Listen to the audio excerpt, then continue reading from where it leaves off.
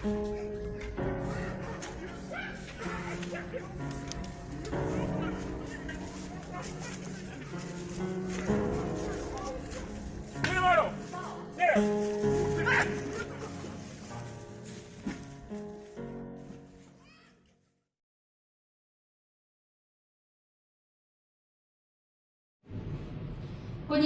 bangsa Indonesia, saya Jenderal Koiso akan menjanjikan kemerdekaan kepada kalian semua secepatnya.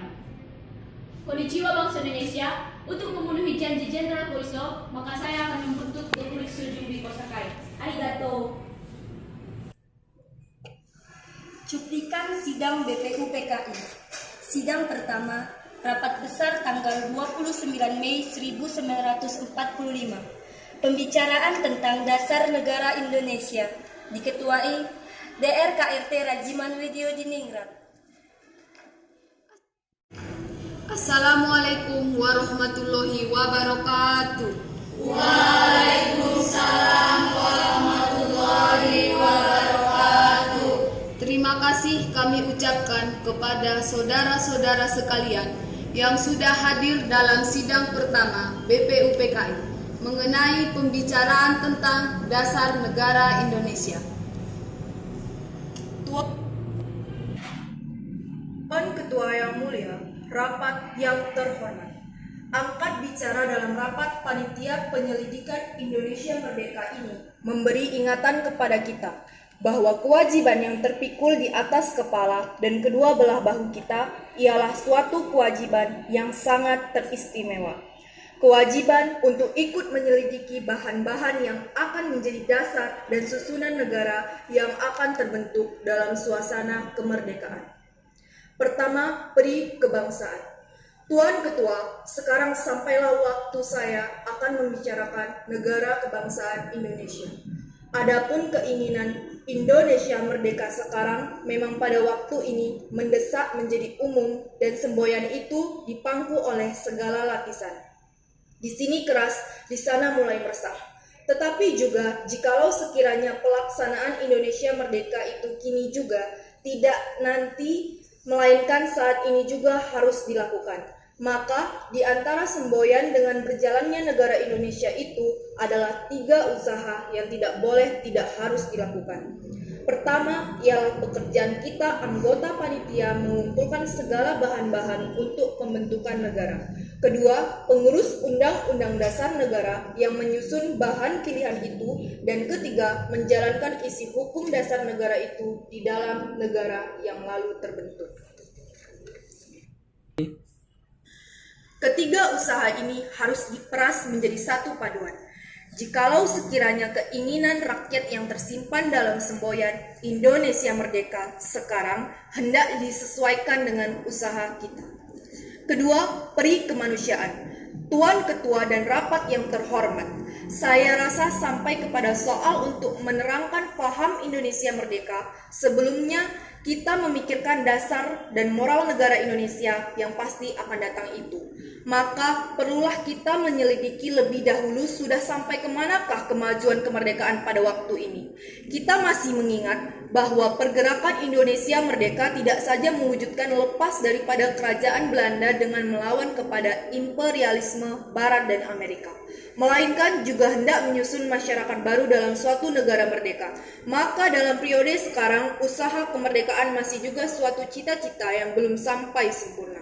Tetapi juga kemerdekaan sudah sama artinya dengan dasar kemanusiaan yang berupa dasar kedaulatan rakyat atau kedaulatan negara.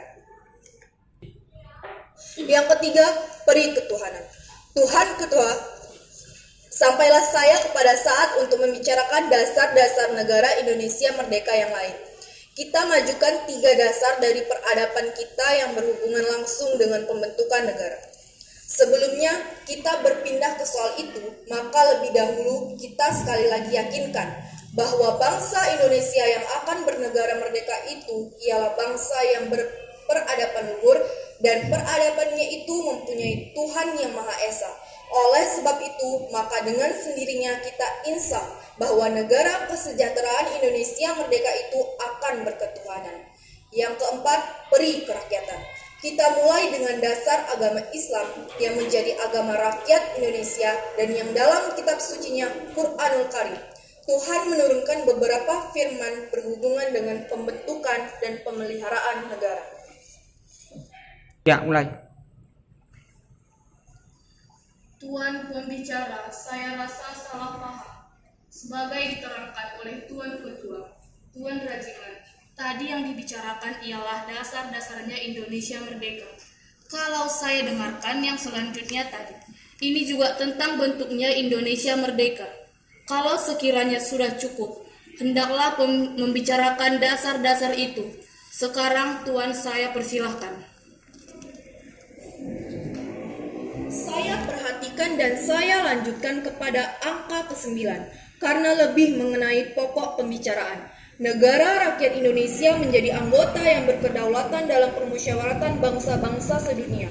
Barang siapa mendapat kewajiban menyusun suatu negara menurut dasar yang 3 itu, maka dengan sendirinya dia menolak suatu negara yang hanya disusun sekeliling beberapa orang penganjur saja, yang hanya disusun sekeliling suatu tujuan partai atau mazhab, yang hanya disusun di sekeliling suatu pikiran ahli negara atau menurut suatu perintah dari atas atau dorongan dari suatu pihak. Yang kelima, kesejahteraan rakyat. Tuan Ketua, sekiranya dasar-dasar yang mengenai sendi dan moral negara ini dipakai untuk menegakkan negara yang kita ingini, maka belumlah rasanya negara itu akan menimbulkan kegirangan hati yang penuh pada rakyat purba.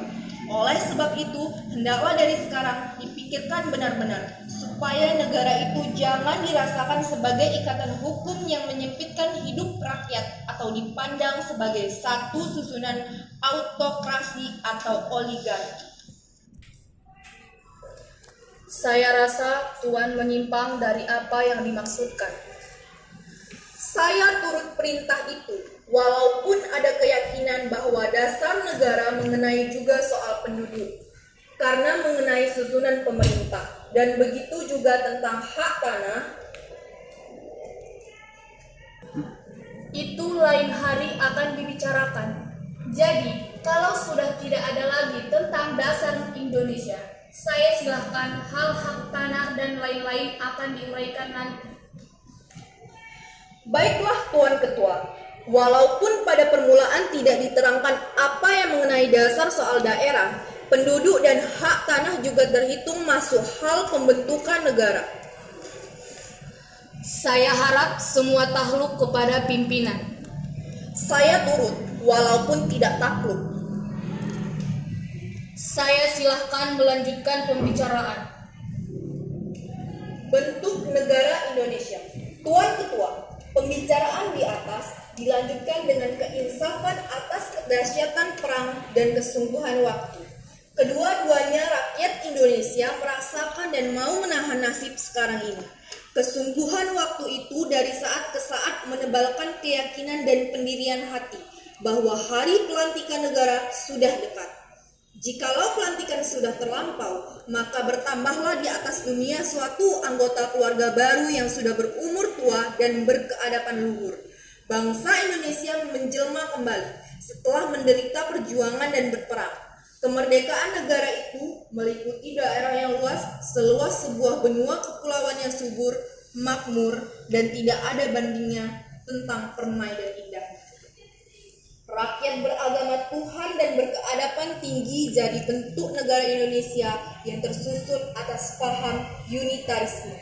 Tuan Ketua, habislah pembicaraan tentang azas kemanusiaan, kebangsaan, kesejahteraan, dan dasar yang 3 yang diberkati kerahmatan Tuhan yang semuanya akan menjadi tiang negara keselamatan yang akan dibentuk. Dengan ini, saya mempersembahkan kepada sidang sebagai lampiran suatu rancangan sementara berisi perumusan Undang-Undang Dasar Republik Indonesia. Sidang kedua, rapat besar tanggal 16 Juli 1945. Melanjutkan pembahasan rancangan Undang-Undang Dasar diketuai Dr. KRT Rajiman Widiyo Diningrat.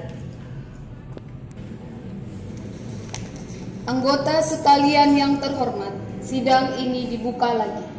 Anggota yang terhormat, Tuan Sukarno akan berbicara dulu.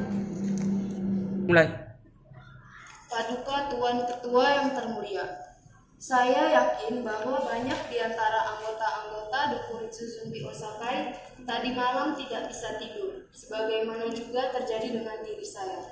Boleh dikatakan, hampir datang waktu subuhlah baru saya bisa menutup mata saya, oleh karena memikirkan kesulitan-kesulitan yang kita hadapi di dalam rapat kita tadi malam. Makin mendalam di dalam keyakinan saya, apa yang saya katakan kemarin yaitu bahwa sebelum terbentuk suatu undang-undang dasar daripada suatu rakyat, selalu didahului oleh kesukaran-kesukaran yang amat hebat. Kesukaran-kesukaran, pertikaian dan perselisihan pendapat. Tetapi akhirnya jikalau suatu bangsa cukup kekuatan batinnya untuk mengatasi segala kesukaran-kesukaran itu, barulah bisa disusun undang-undang dasar. Dan oleh karenanya, maka undang-undang dasar itu menjadi suatu hal yang dikeramatkan, di dalam arti yang tidak mengenai hal agama. Ini sekedar suatu peribahasa, yaitu yang dikeramatkan oleh bangsa yang membuatnya. Kita kemarin menghadapi suatu kesukaran yang amat sulit, tetapi Allah Subhanahu wa Ta'ala selalu memberi petunjuk kepada kita. Saya tidak akan berbicara panjang lebar. Pokoknya ialah demikian, bahwa kita sekalian hendaknya insaf seinsafnya akan penting dan gentingnya keadaan, bahwa kita telah bersumpah tidak akan pulang, tidak akan kembali ke tempat kediaman kita masing-masing sebelum Undang-Undang Dasar Negara Indonesia Merdeka tersusun. Jikalau kita sekarang mengemukakan alasan-alasan, argumen-argumen lagi, saya yakin bahwa soal yang menjadi pembicaraan kemarin itu tidak akan ada habis-habisnya. Pihak kebangsaan, jikalau diminta, bisa mengemukakan argumen-argumen bergudang-gudang. Pihak Islam pun jikalau diminta, bisa mengemukakan argumen-argumen bergudang pula. Di sini 10 gudang, di situ pun 10 gudang, di sini 100 gudang, di situ pun 100 gudang. Tidak akan ada habis-habisnya soal ini. Bila kita masih mengemukakan argumen-argumen untuk memperteguhkan, untuk menyokong, untuk menerangkan pendirian kita masing-masing. Oleh karena itu, saya sebagai ketua panitia menasihatkan kepada tuan-tuan sekalian, marilah kita sudahi perkara ini dengan tidak masing-masing memegang kokoh pendirian kita masing-masing. Kepala kaum yang dinamakan kaum kebangsaan Indonesia, saya minta dengan tegas supaya suka menjalankan suatu pengorbanan, menjalankan suatu offer kepada keyakinan itu. Yang saya usulkan ialah, baiklah kita terima bahwa di dalam Undang-Undang Dasar dituliskan bahwa Presiden Republik Indonesia haruslah orang Indonesia asli yang beragama Islam.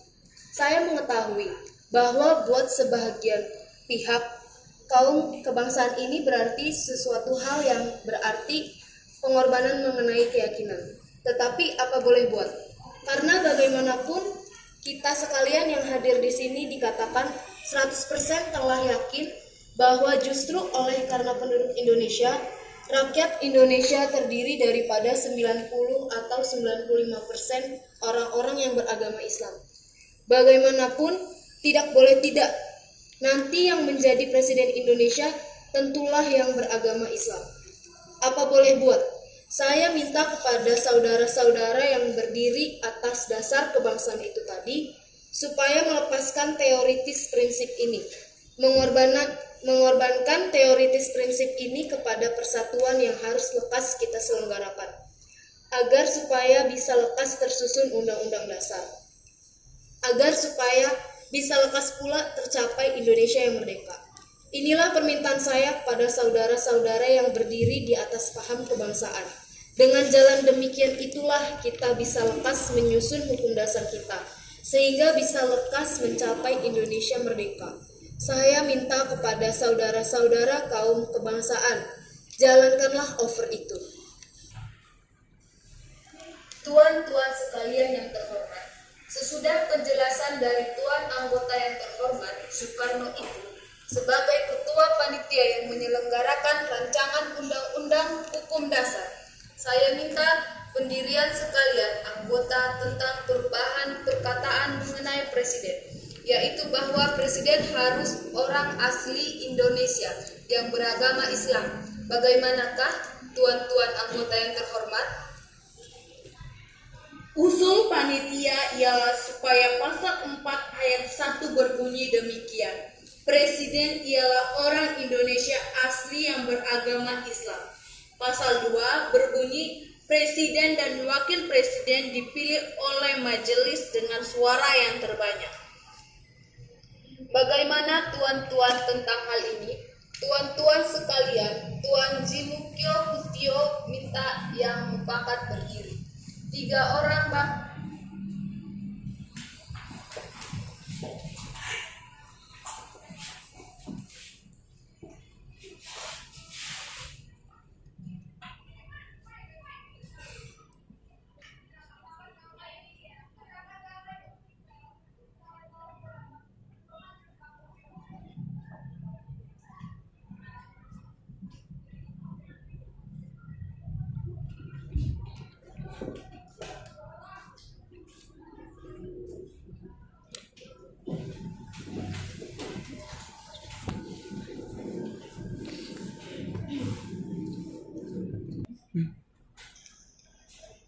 Paduka Tuan Ketua, sebelum sidang akan memberikan suara yang tetap tentang pasal-pasal Undang-Undang Dasar, maka lebih dahulu atas anjuran dari beberapa anggota panitia hendak mengubah sedikit sistematik dan perkataan-perkataan dalam Undang-Undang Dasar.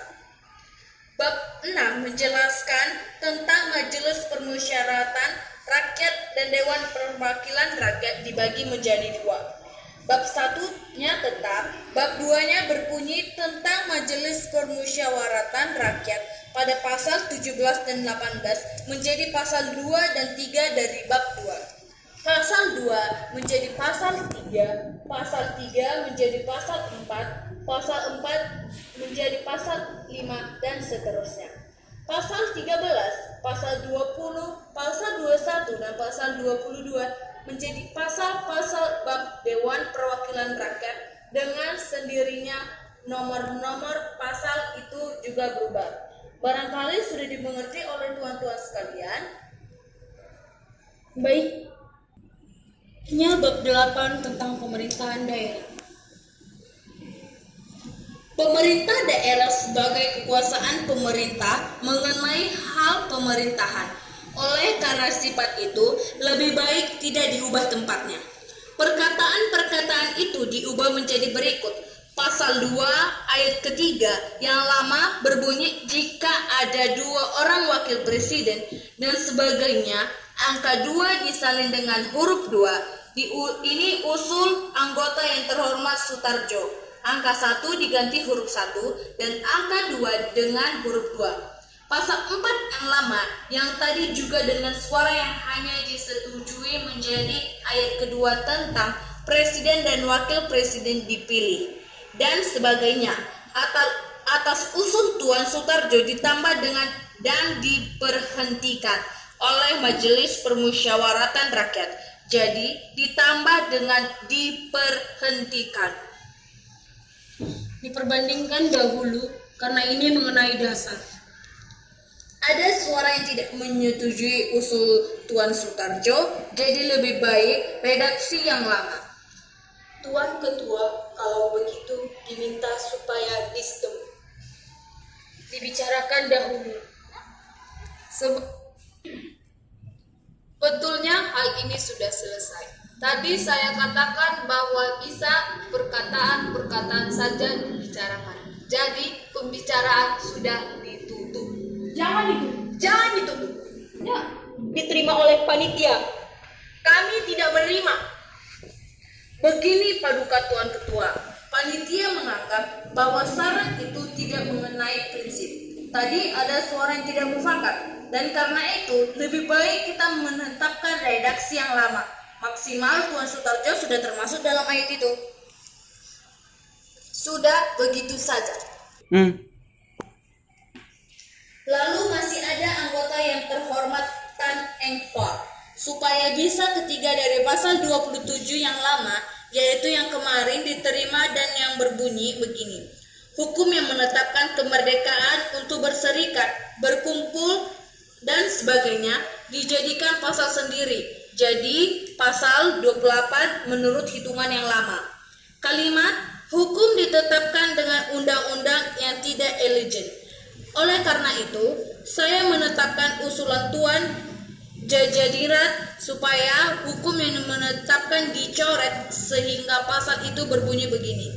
Kemerdekaan untuk berserikat dan berkumpul, untuk mengeluarkan pikiran dengan lisan dan tulisan dan sebagainya ditetapkan dengan undang-undang. Pasal 33 tentang pemerintah memajukan kebudayaan menjadi pasal di bawah bab pendidikan, jadi dipindah ke bagian pendidikan. Tentang pasal mengenai keuangan, ayat 1 sampai 23 berbunyi anggaran penghasilan dan belanja ditetapkan pada tiap-tiap tahun dengan undang-undang. Penghasilan ini diganti dengan pendapatan dan anggaran pendapatan dan belanja ditetapkan tiap-tiap tahun dengan undang-undang. Pada lagi perubahan yang mengenai aturan peralihan ialah pada pasal 38 yang lama menjadi pasal 3 usul anggota yang terhormat Abi Kusno. Yang diterima oleh panitia ialah supaya pasal itu menjadi begini bunyinya. Dalam melaksanakan pertahanan dan pembelaan negara dalam peperangan Asia Timur Raya ini, negara Indonesia bekerja bersama seerat-eratnya dengan Nippon. Usul ini disetujui oleh pemerintahan panitia perancangan Undang-Undang Dasar. Sebagai penghabisan daripada penerangan saya atas pemerintahan anggota yang terhormat Tuan Sutarjo, saya hendak menerangkan kepada sidang bahwa perkataan undang-undang dalam rancangan Undang-Undang Dasar itu dipakai sebagai istilah hukum. Yang disebut undang-undang ialah peraturan yang dibuat oleh kepala negara bersama dengan Dewan Perwakilan Rakyat. Undang-undang itu istilah hukum yang dalam bahasa Belanda disebut wet. Jadi, peraturan pemerintahan pusat atau pemerintahan daerah tidak dinamakan undang-undang. Dinamakan bagaimana itu sekarang belum perlu ditetapkan.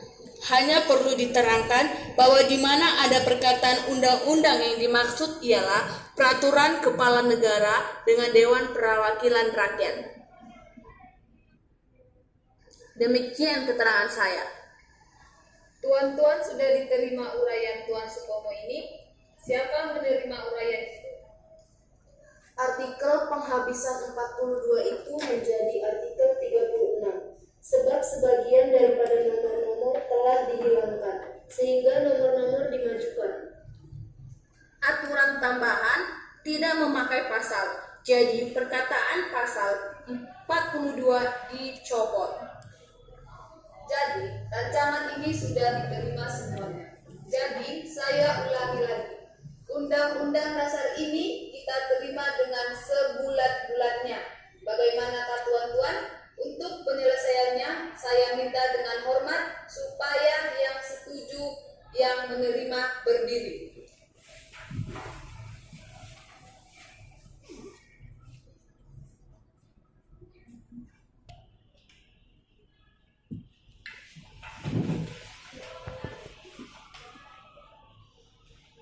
Dengan suara bulat diterima Undang-Undang Dasar ini. Terima kasih tuan-tuan.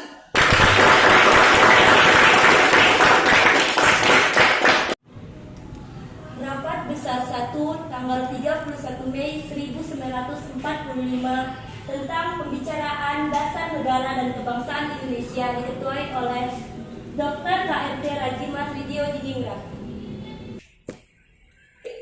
Paduka Tuan Ketua, hadirin yang terhormat, soal yang akan saya bicarakan ialah bagaimanakah akan dasar-dasar negara Indonesia merdeka. Tadi ada beberapa pemikiran telah dikemukakan oleh beberapa faktor dari beberapa negara, syarat-syarat mutlak atau faktor konstitutif dari suatu negara, syarat-syarat mutlak untuk mengadakan negara dipandang dari sudut hukum dan sudut formil, yaitu harus ada daerah, rakyat, dan harus ada pemerintah yang berdaulat menurut hukum internasional. Akan tetapi, syarat-syarat mutlak ini mengenai dasar kemerdekaan dari negara dalam arti sosiologis dan arti politik juga suatu syarat mutlak yang telah dibicarakan dalam sidang ini, ialah tentang pembelaan tanah air.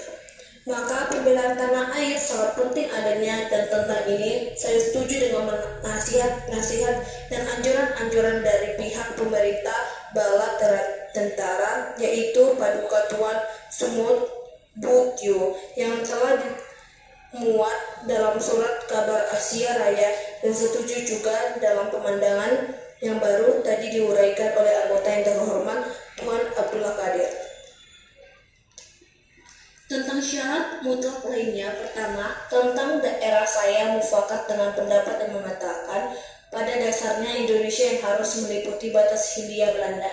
Akan tetapi, jikalau misalnya daerah Indonesia lain, umpamanya negara Malaka, Borneo Utara, hendak ingin masuk lingkungan Indonesia, hal itu kami tidak keberatan.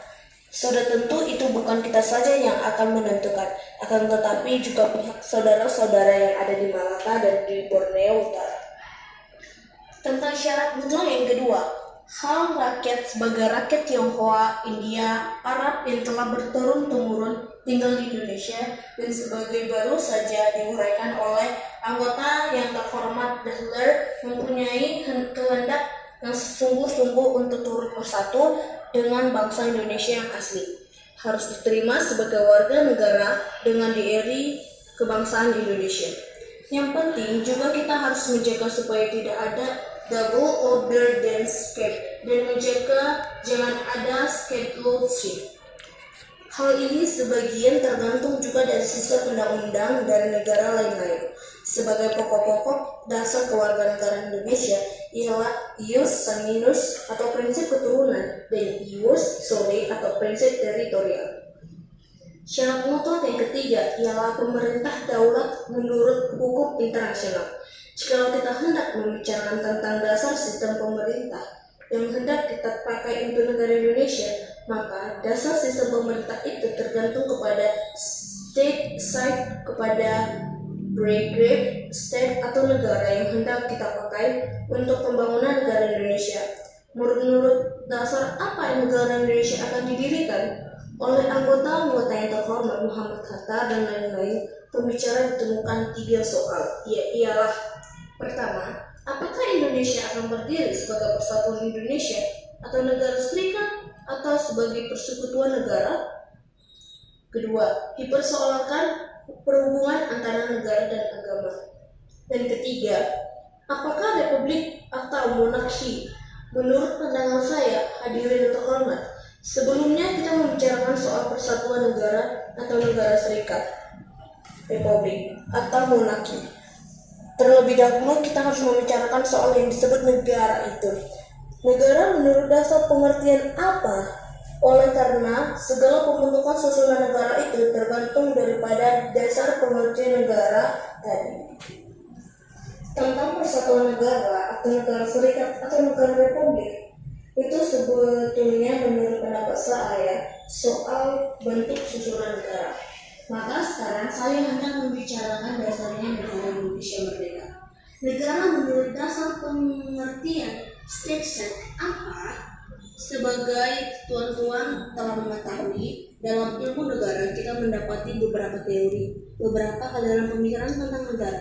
Marilah dengan singkat kita meninjau teori-teori negara tersebut. 1. Ada suatu aliran pikiran yang mengatakan bahwa negara itu terdiri atas dasar teori perseorangan, teori individualistis sebagai diajarkan oleh Thomson Howard dan John Locke dan kawan-kawan. Menurut aliran pemikiran ini, negara ialah masyarakat hukum yang disusun atas kontrak antara seluruh seseorang dalam masyarakat itu. Susunan hukum negara yang berdasarkan individualisme terdapat di negara Eropa Barat dan di negara Amerika. Aliran pemikiran lain tentang negara ialah teori golongan dari negara sebagai diajarkan oleh Marx, Engels, dan Lenin. Negara dianggap sebagai alat dari sesuatu golongan untuk menindas lain. Negara ialah alatnya golongan yang mempunyai kedudukan ekonomi yang paling kuat untuk menindas golongan-golongan lain yang mempunyai kedudukan yang lembek. Negara kapitalis ialah perkakas burgusis untuk menindas kaum buruh. Oleh karena itu, para Marx mengajukan revolusi politik dari kaum buruh untuk merebut kekuasaan negara agar kaum buruh dapat diganti menindas kaum borgeusis. 3. Aliran pemikiran lain bagi dari negara ialah teori yang dapat dinamakan teori integralistik yang diajarkan oleh Spinoza. Menurut pemikiran ini, negara ialah tidak untuk menjamin kepentingan seseorang atau golongan, akan tetapi menjalankan kepentingan masyarakat seluruhnya sebagai persatuan. Maka, negara ialah suatu susunan masyarakat yang integral. Segala golongan, segala bagian, segala anggotanya berhubungan erat satu sama lain dan merupakan persatuan masyarakat yang organis. Yang terpenting dalam negara yang berdasarkan aliran pikiran integral ialah penghidupan bangsa keseluruhan. Negara tidak memihak kepada sesuatu golongan yang paling kuat atau yang paling besar, tidak menganggap kepentingan seseorang sebagai pusat, akan tetapi negara menganggap kepentingan seseorang sebagai pusat. Akan tetapi negara menjamin keselamatan hidup bangsa seluruhnya sebagai persatuan yang tidak dapat dipisahkan. Sekarang tuan-tuan akan membangun negara Indonesia atas aliran pemikiran mana? Kami hendak mengingatkan lagi kepada Paduka Tuan Sumobyo bahwa pembangunan negara bersifat barang yang bernyawa.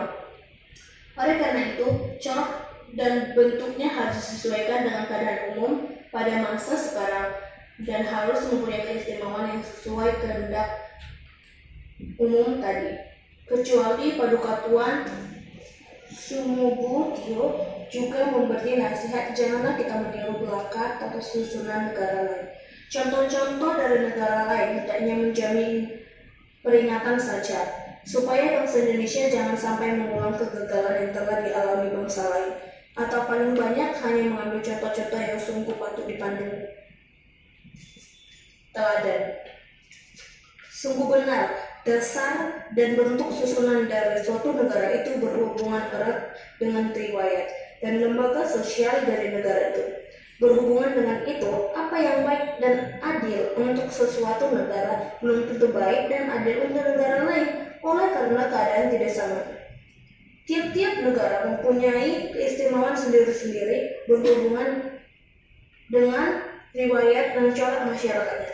Oleh karena itu, politik pembangunan negara Indonesia harus disesuaikan dengan sosial struktur masyarakat Indonesia yang pada masa sekarang, serta harus disesuaikan dengan panggilan zaman. Misalnya, cita-cita negara Indonesia dalam lingkungan Asia Timur Raya. Dengan mengingatkan ini, marilah kita melihat contoh-contoh dari negara-negara lain. Dari susunan hukum negara Eropa Barat ialah perseorangan dan liberalisme. Sifat perseorangan ini yang mengenai segala lapangan hidup atau sistem undang-undang ekonomi, kesenian, dan lain-lain, memisahkan manusia sebagai seseorang dari masyarakatnya, mengasingkan diri dari segala pergaulan yang lain. Seseorang manusia dan negara yang dianggap sebagai seseorang pula, selalu segala-segalanya itu menimbulkan imperialisme dan sistem memeras membuat kacau baunya dunia lahir dan batin. Tuan-tuan telah mengerti sendiri bahwa sifat demikian harus kita jauhkan dari pembangunan negara Indonesia. Bahkan Eropa sendiri pada waktu sekarang mengalami krisis rohani yang maha hebat berhubungan dengan jiwa rakyat Eropa telah jemu kepada keangka-murkaan sebagai akibat semangat perseorangan tersebut.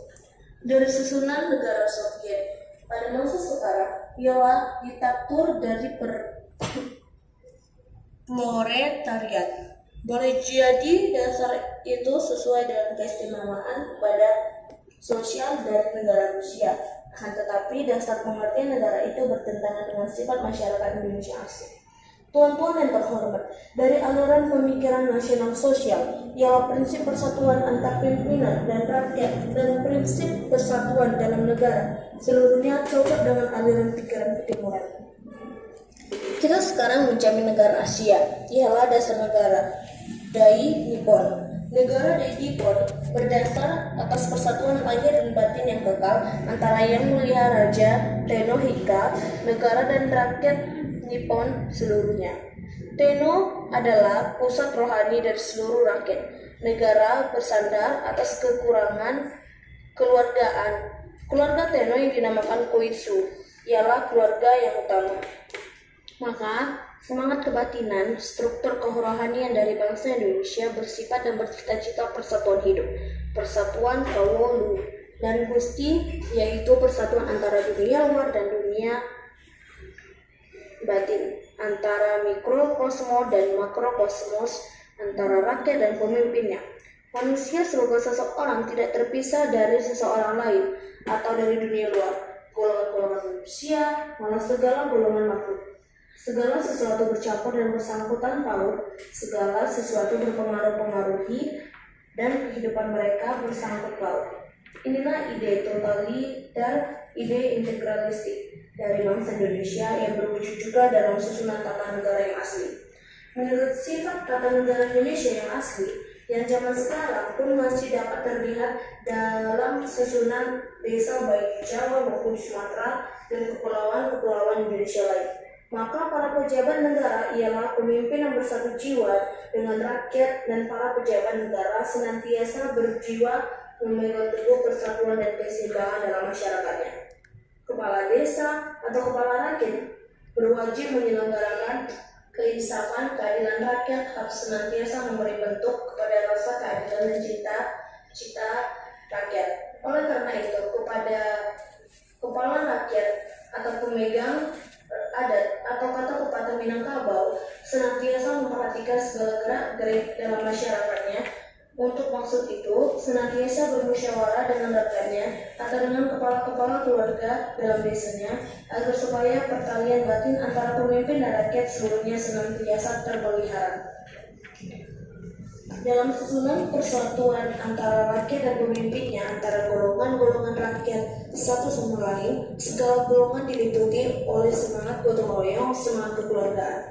Maka tenanglah tuan-tuan yang terhormat, bahwa jika kita hendak mendirikan negara Indonesia yang sesuai dengan keistimewaan, sifat dan corak masyarakat Indonesia, maka negara kita harus berdasarkan atas aliran pikiran negara yang integralistik, negara yang bersatu dengan seluruh rakyatnya, yang mengatasi seluruh golongan-golongannya dalam lapangan atau buku.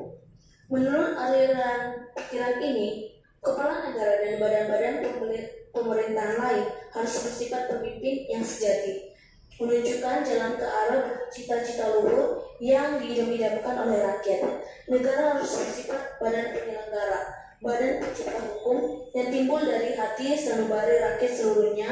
Dalam pengertian ini, menurut teori ini, yang sesuai dengan semangat Indonesia yang asli, yang negara tidak lain ialah seluruh masyarakat atau seluruh rakyat Indonesia sebagai persatuan yang teratur dan tersusun. Tuan-tuan terhormat, menurut pengertian negara yang integralistik sebagai bangsa yang teratur, sebagai persatuan rakyat yang tersusun, maka pada dasarnya tidak ada dualisme state dan individu. Tidak akan ada pertentangan antara susunan state dan susunan hukum individu. Tidak akan ada dualisme, tidak akan membentuk jaminan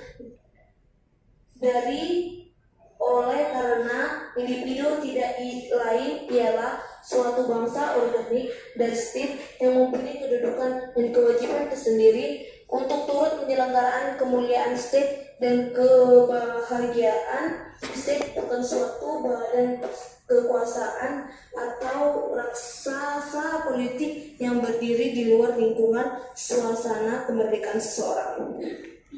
Paduka Tuan Ketua, seorang filosofi Inggris bernama Jeremy Bentham, akhir abad ke-15 mengajarkan bahwa state menunjuk kepada the greatest happiness of the greatest member, akan tetapi pikiran ini berdasar atas pikiran individualisme. Menurut aliran pemikiran ini tentang negara yang saya anggap sesuai dengan semangat Indonesia asli tadi, negara tidak mempersatukan dirinya dengan golongan yang terbesar dalam masyarakat, pun tidak mempersatukan dirinya dengan golongan yang kuat. Akan tetapi mengatasi segala golongan dan segala seseorang mempersatukan diri dengan segala lapisan rakyat seluruhnya.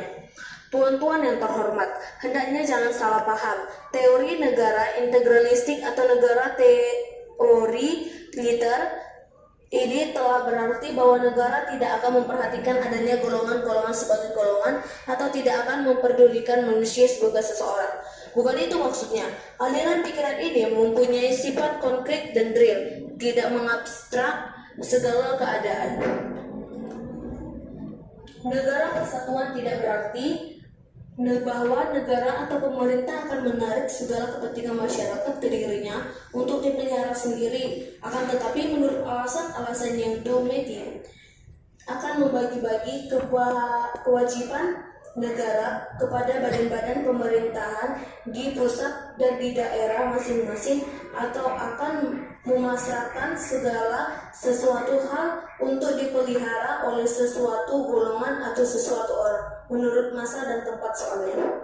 Paduka Tuan Ketua, setelah saya menguraikan dasar-dasar yang menurut hormat saya hendak dipakainya untuk membangun negara Indonesia, maka saya sekarang hendak memulai konsekuensi dari teori tersebut terhadap soal-soal: 1. Perhubungan negara dengan agama, 2. Cara bentukan pemerintah, 3. Perhubungan negara dan kehidupan ekonomi. Saya hendak memperingatkan kepada tuan-tuan pasal 2 dari Panca Dharma yang telah diterima oleh Chuo Sani, ialah bahwa kita hendak mendirikan negara Indonesia yang merdeka, bersatu. Jadi cita-cita ini tetap sesuai dengan negara masyarakat Indonesia yang asli. Bagaimanakah dalam negara yang saya gambarkan tadi akan perhubungan negara dengan agama? Oleh anggota yang terhormat Tuhan Muhammad Hatta telah diuraikan dengan panjang lebar bahwa dalam negara persatuan di Indonesia hendaknya urusan negara dipisahkan dari urusan agama. Memang di sisi terlihat ada dua paham dari anggota ahli agama yang menganjurkan supaya Indonesia hendaknya urusan negara dipisahkan dari urusan agama, yang menganjurkan supaya Indonesia didirikan sebagai negara Islam, dan anjuran lain sebagai telah dianjurkan oleh Tuan Muhammad Hatta, ialah negara persatuan nasional yang memisahkan urusan negara dan urusan Islam. Dengan lain perkata, bukan negara Islam. Apa sebabnya di sini saya mengatakan bukan negara Islam?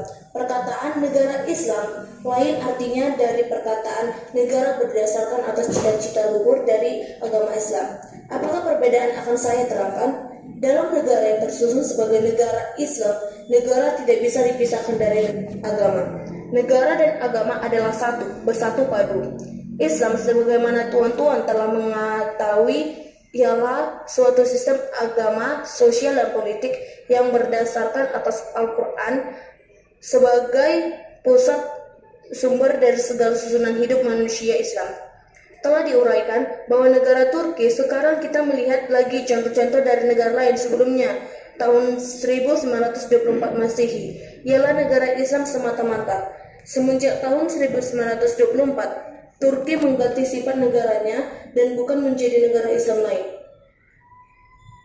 lagi. Bentuk agama rakyat Turki adalah Islam, akan tetapi sebagai negara, menurut sistem pemerintahannya, Turki bukan negara Islam lagi, akan tetapi negara Mesir, Irak, Israel,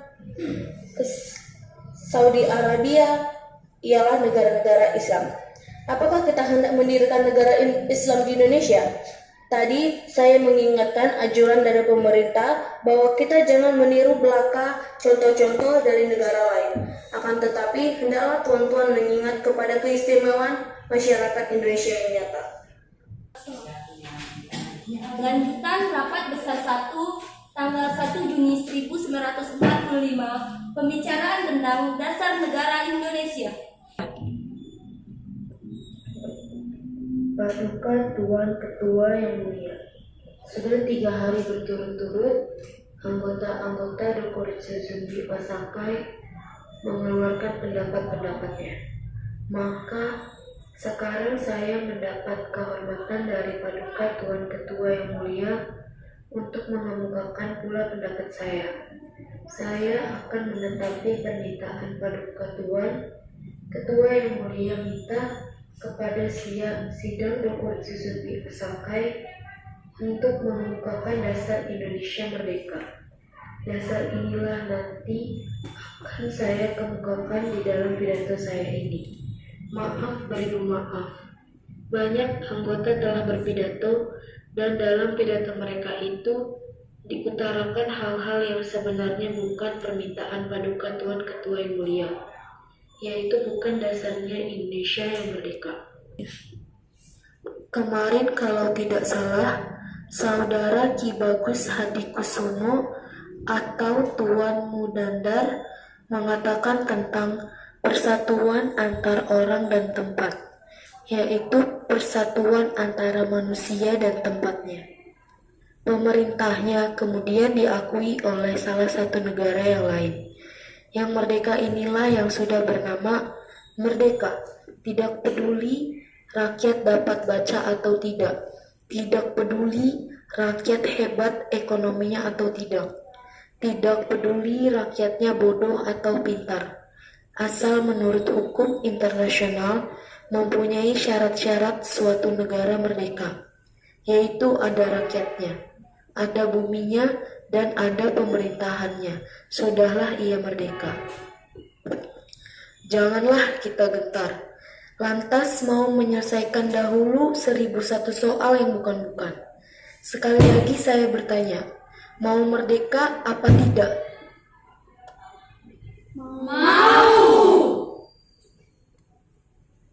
Saudara-saudara, sesudah saya bicarakan tentang hal merdeka, maka sekarang saya bicarakan tentang hal dasar. Maka, jikalau saya ingat perhubungan antara orang dan tempat, antara rakyat dan buminya, maka tidaklah cukup definisi yang dikatakan oleh Ernest Renan dan Otto Bauer. Merdeka, kita semua akan mengalami Indonesia sampai di liang kubur.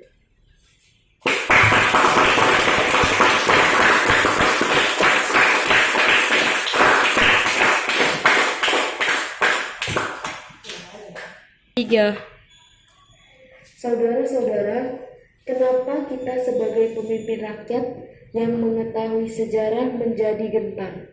Padahal semboyan Indonesia Merdeka bukan sekarang saja kita siarkan. Berpuluh-puluh tahun yang lalu, kita telah menyiarkan semboyan Indonesia Merdeka, bahkan sejak tahun 1932, dengan nyata kita mempunyai semboyan Indonesia Merdeka sekarang, bahkan 3 kali sekarang, yaitu Indonesia Merdeka sekarang.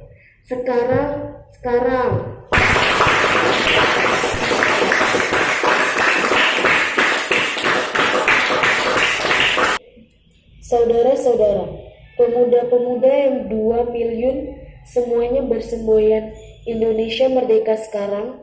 Jikalau umpamanya Balen Tentara Dai Nippon sekarang menyerahkan urusan negara kepada saudara-saudara, apakah saudara-saudara akan menolak serta berkata, "Mungkerumin, tunggu dulu, minta ini dan itu selesai dulu, baru kita berani menerima urusan negara Indonesia Merdeka"?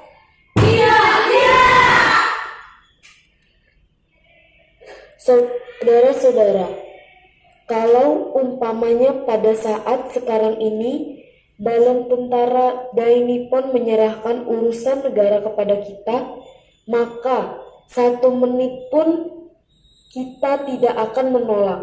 Sekarang pun kita menerima urusan itu. Sekarang pun kita mulai dengan negara Indonesia yang merdeka. nasional-stat Indonesia seluruhnya yang telah berdiri di zaman Sriwijaya dan Majapahit, dan kini pula kita harus dirikan bersama-sama. Karena itu, jikalau tuan-tuan terima dengan baik, marilah kita mengambil sebagai dasar negara yang pertama, kebangsaan Indonesia. Kebangsaan Indonesia yang bulat, bukan kebangsaan Borneo, Celebes, Bali, atau lain-lain, tetapi kebangsaan Indonesia. Ia bersama-sama menjadi dasar stat. Maaf Tuan Lincoln Cohen, Tuan tidak mau akan kebangsaan. Di dalam pidato Tuan, waktunya ditanya sekali lagi oleh Paduka Tuan Fuku Kaikyo, Tuan menjawab, "Saya tidak mau akan kebangsaan." Bukan begitu, Ma. Ada sambungannya lagi. Kalau begitu, maaf. Dan saya mengucapkan terima kasih karena Tuan Lincoln pun menyetujui dasar kebangsaan.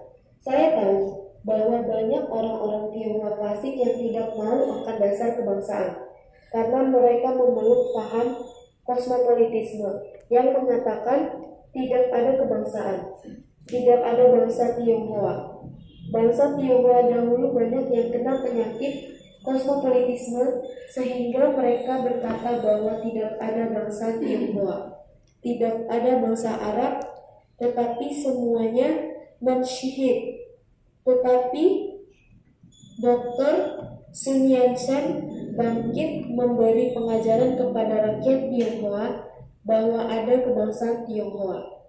Saudara-saudara, tetapi memang prinsip kebangsaan ini ada bahayanya. Bahayanya ialah mungkin orang meruncingkan nasionalisme menjadi chauvinisme sehingga berpaham Indonesia über alles. Inilah bahayanya. Kita cinta tanah air yang satu, merasa berbangsa yang satu, mempunyai bahasa yang satu. Tetapi tanah air kita Indonesia hanya satu sebagian kecil saja daripada dunia. Ingatlah akan hal ini.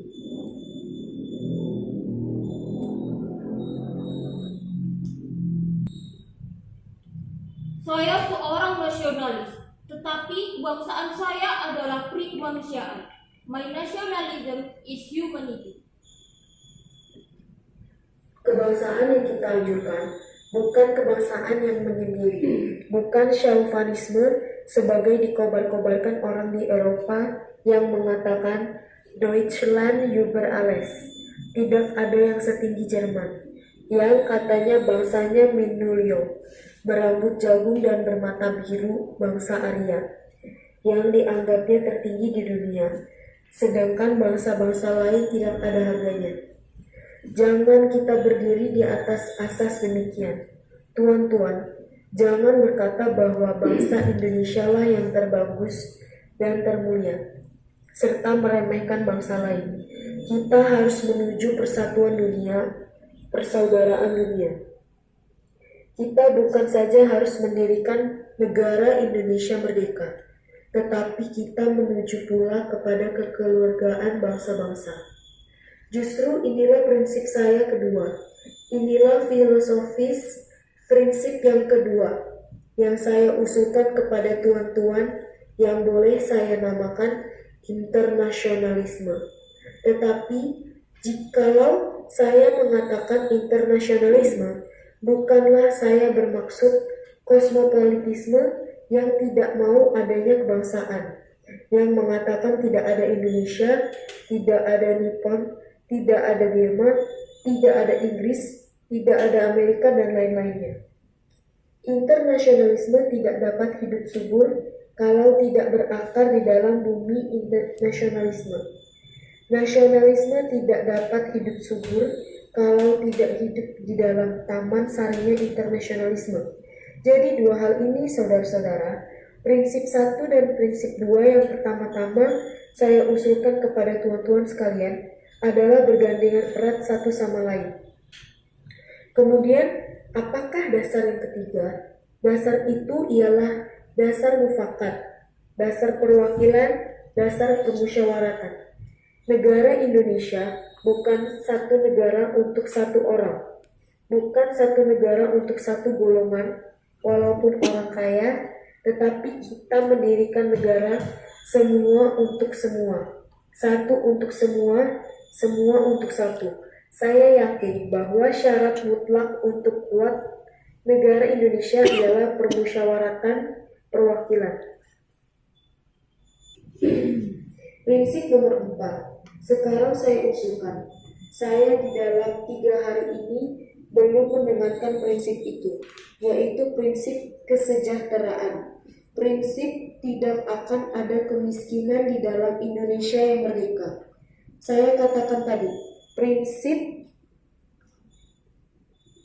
kita harus, apakah kita mau Indonesia merdeka yang kaum kapitalnya merajalela, ataukah yang semua rakyatnya sejahtera, yang semua orang cukup makan, cukup pakaian, hidup dalam kesejahteraan, merasa dipangku oleh Ibu Pertiwi yang cukup memberi sandang pangan kepadanya?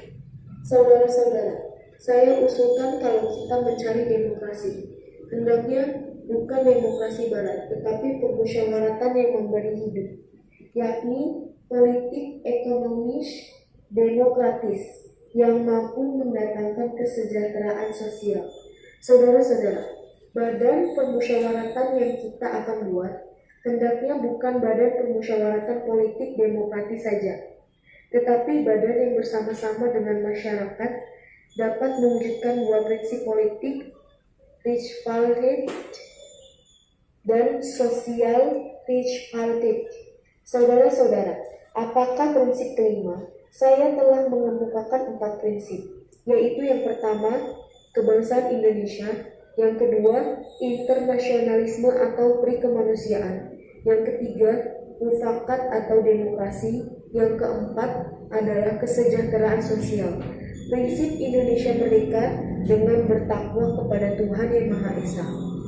Prinsip ketuhanan bukan hanya bangsa Indonesia yang bertuhan, tapi masing-masing orang Indonesia hendaknya bertuhan. Marilah kita amalkan, jalankan agama. Nabi Isa pun telah menunjukkan itu. Marilah kita dalam Indonesia merdeka yang kita susun ini sesuai dengan itu, menyatakan bahwa prinsip kelima daripada negara kita ialah ketuhanan yang berkebudayaan, ketuhanan yang berbudi pekerti yang luhur, ketuhanan yang hormat, menghormati satu sama lain. Hatiku akan berpesta raya jikalau saudara-saudara menyetujui bahwa negara Indonesia merdeka berasaskan ketuhanan yang Maha Esa. Disinilah dalam pengakuan asas yang kelima. Saudara-saudara, segenap agama yang ada di Indonesia sekarang ini akan mendapatkan tempat yang sebaik-baiknya dan negara kita akan bertuhan. Demikianlah cuplikan sidang BPUPKI